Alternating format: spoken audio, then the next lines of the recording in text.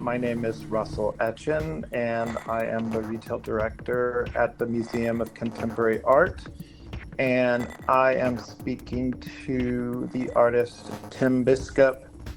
We are talking about his upcoming Graphite Memory event taking place at the Geffen Contemporary at MOCA on Friday, February 7th from 5 to 8 p.m. So, Tim, talk to me about Graphite Memory and where this started.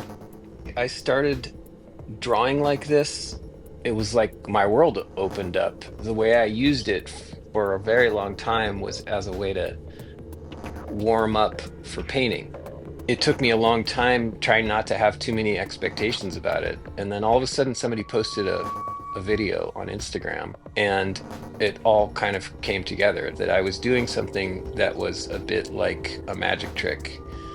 And when people watch it, it gives them the same feeling that I have, which is that I'm kind of mesmerized. I'm kind of in a trance. I'm in a state of meditation to kind of open myself to letting the drawing develop in a way that doesn't really make any conscious sense. Once I sat somebody down and said, I'm going to make a drawing for you right now, the first time I ever did that, it was for a couple, and halfway through the first drawing, they were both in tears. That's the intimacy that I've always wanted from art. Tell me about the medium that you're working with. Are you using special paper? The paper that I found that works the best is old slick newsprint. The graphite just glides across the surface in this way that I come to find out is all about the oils and stuff that's in the paper that makes it turn yellow over time. And that's a really good reminder to stay in the present for me making the art, but also for the person who has the thing hanging on their wall to see it a little bit more yellow this year than last year. Do you offer that up front, or do you let people figure out conservation on their own? Sometimes I do, but sometimes I just kind of let them figure that out on their own. That to me is a perfect metaphor for life. Your perceptions needing to change because you realize that the parameters that you're dealing with are different than you thought they were. Another thing that I have discovered is that, a lot of this paper is grid paper. It's supposed to have all these little tiny numbers written on it, and I'm just like battling the expectation that I should be doing things the appropriate way.